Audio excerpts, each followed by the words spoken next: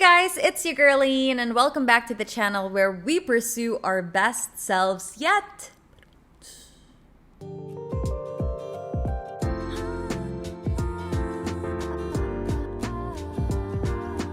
For today's video, we have another segment of hashtag Ask Ate Ayin. If you guys are new here, welcome back.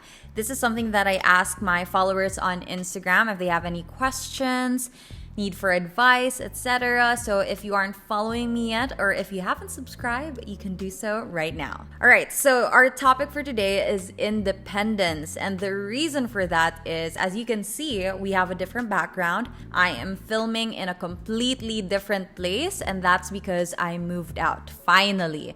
I'm 28. This is the first time I'm living by myself completely alone. And I feel like it's time. It's time. It has been time. So I'll discuss that more in a different video when I do my apartment tour. Let me know in the comments if you want an apartment tour. But basically, the only 2 times that I was not living with my parents was when I was working in Makati and I shared a studio with my sister. And the second one was when I was working in Spain. Pero other than that, yeah, I pretty much lived at home. I did keep an office, pero hindi naman ako doon natutulog all the time. So ngayon, andito na ako. And to celebrate that, let's talk about independence. I hope you have your tea, your coffee. I hope you're ready to clean. I hope you're ready to just sit down, listen to this. And I hope that this helps you as well. That being said, shall we begin? We shall. Our first question is from Ella Agabon. How to be comfortable with being alone po?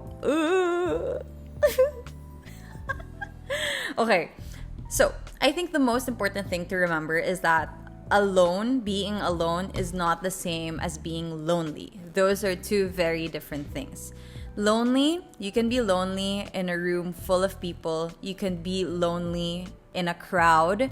But at the same time, you can be happy while being alone. And I think it really boils down to number 1, understanding what makes you happy, what gives you peace of mind, and pursuing that. So maybe it's good relationships, maybe it's solitude. So being comfortable with being alone is making sure that your needs are met, but at the same time, you are setting your boundaries. So to be specific naman, being alone, like for example, being single or being a solo tenant, ganon, I would say equip yourself with skills and the love and all the support you need to set yourself up for success. So for example, here I may be alone, but I do have support in terms of like my friends, my family. I'm not always here by myself. On weekends, I go home. When I want to see my family, I just go to them. I call my friends. I don't cut off communication with the people in my life, especially the important people in my life. So kahit na mag-isa ako physically, it doesn't really feel that way because ang daming nag-o-occupy ng time ko and ang daming nag-o-occupy ng attention ko. So there's that. Another thing about being single naman, I think I want to lift from my experience being single in my early 20s.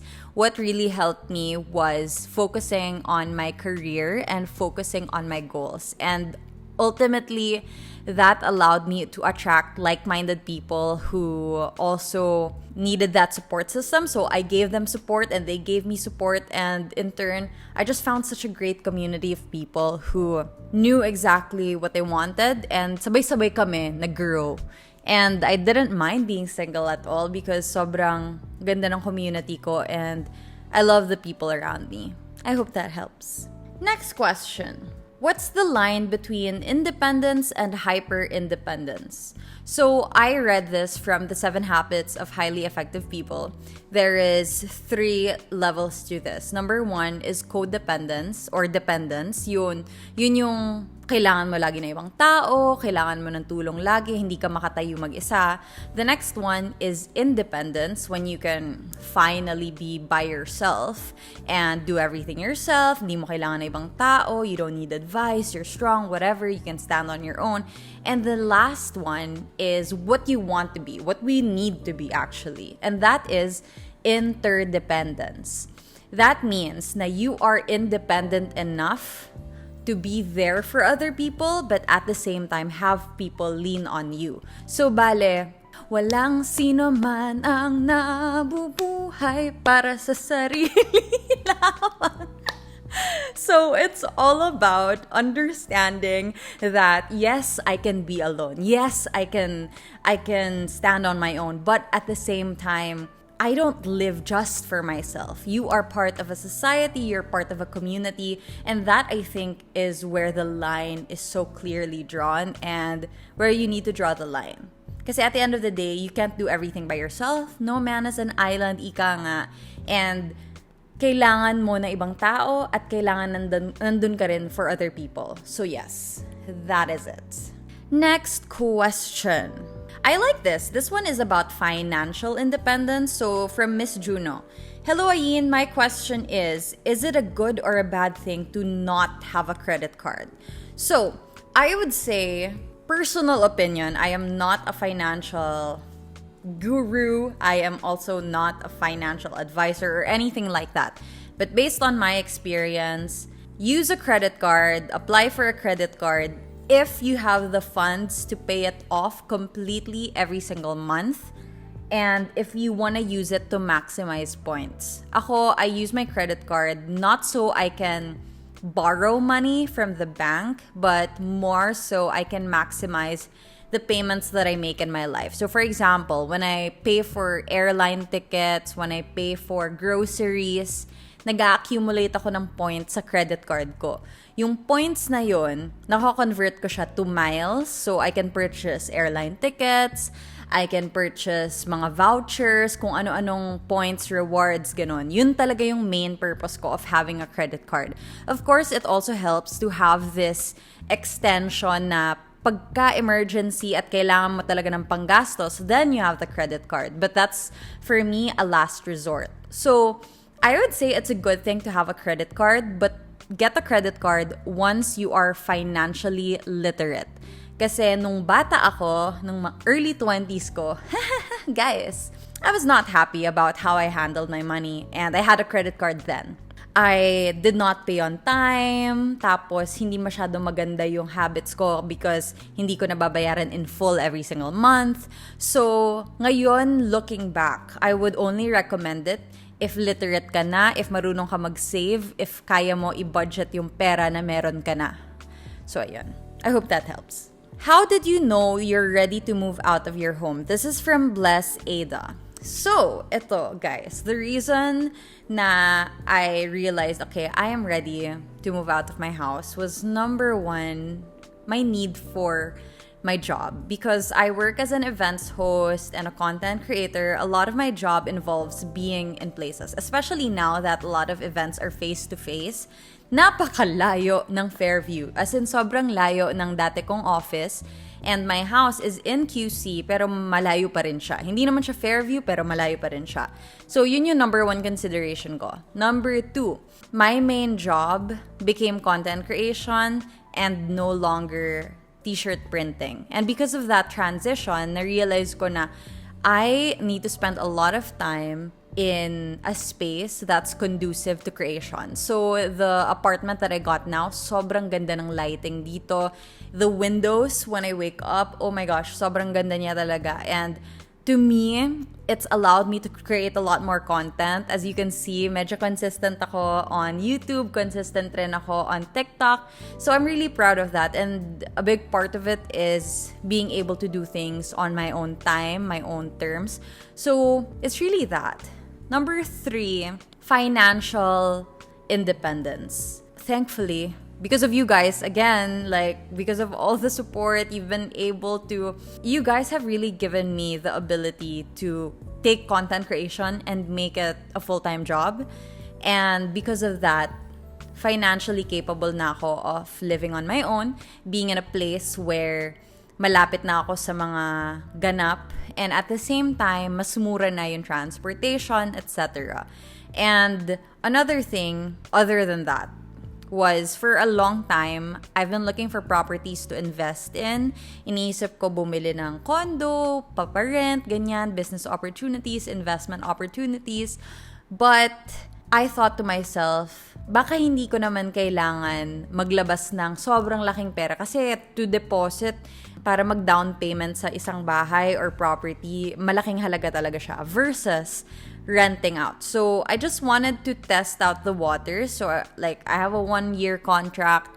I wanna see kung magiging conducive ba siya for my career. Will it be better for my career to be here? Etc.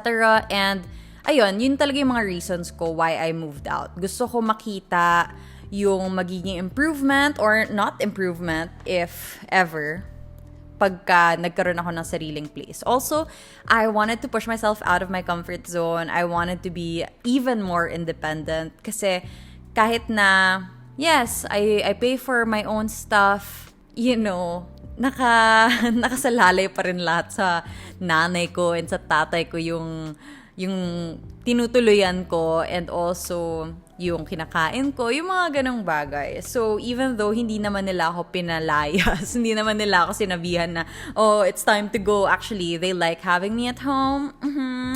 But, wala lang. Feeling ko lang time na para matuto ako. I mean, the mere fact that I've been taking care of my plants, I feel like it's been such a big part of my growth as a person, taking care of my plants, because hindi naman ako responsible for our garden at home. So, yun, yung mga ganong bagay lang. Sobrang liit niya lang, pero iba talaga when you feel na you are responsible for something much bigger than yourself. So yun, hopefully mag-mature ako dito in the next year and babalikan ko kayo kung may natutunan akong anything new. Okay, let's do one last question because I don't want to keep this video too long. Ooh, I like this one. So this is from Jana DTHN. How can someone with social anxiety start being independent? I want to put myself in the shoes of my friends with social anxiety, and a lot of them actually live alone. A lot of them are actually independent, and I would say it would find people who make you feel comfortable, because even though, yes, you have social anxiety, I am sure that you will find your people.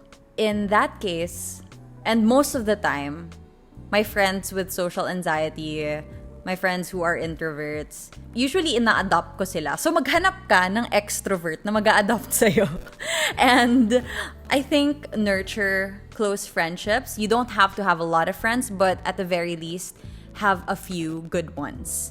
It's always important to have support. So kahit na may social anxiety ka, know that you still need support, and don't feel bad about leaning into that support. The second one is set yourself up for success.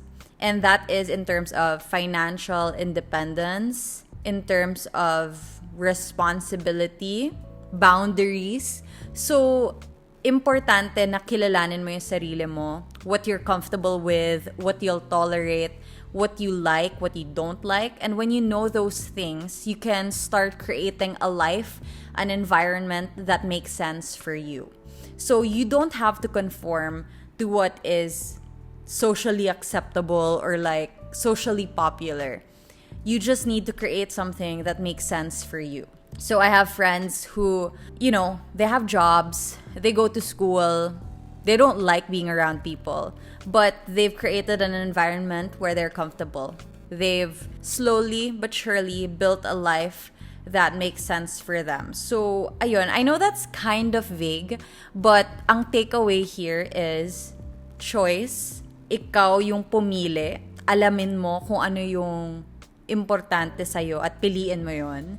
And finally, slow, steady growth. You don't have to create that life now, but you can always work towards it. And this is something that I want to emphasize because I feel like when we talk about independence and being your best self, it always feels like you need to be there already. We're always comparing ourselves to people na we look up to or people who have already years and years ahead of us. Pero mahirap yun because at the end of the day, we have our own timelines and iba-iba tayo ng journey. So to give you guys an example, me moving out at 28 feels late to me if I compare it to my friends who moved out at 23, moved out in college pa lang may condo na sila, or my friends who decided to stay in Spain. 'Di ba? Parang if I compare myself to them, magmumukha talaga na parang ang tagal-tagal ko, ang bagal ko. But to me, it was always about honoring what I need, honoring my journey, honoring my own goals. Kasi iba-iba tayo. So I hope that when you watch my videos of me solo living or living my dream career or finally doing what I want, I hope you know that there was always a background story to that, and that it took me years and years and years to fulfill my own goals, and that in many ways I'm still also trying to get there. Wala pa ako dun. I'm a work in progress, will always be a work in progress. And the reason that I'm sharing this with all of you is because I want you to understand and see that while it gets bad, it also gets better. So much better. So thank you guys so much for sending in your questions. There are a lot that I didn't get to answer, but hopefully I get to do as well on TikTok or Instagram. I'm gonna try to answer as many in different platforms para lang ma-diversify ang ating content. At the same time, if you want to listen to more episodes like this, I do have a podcast called Camp Confidence Radio.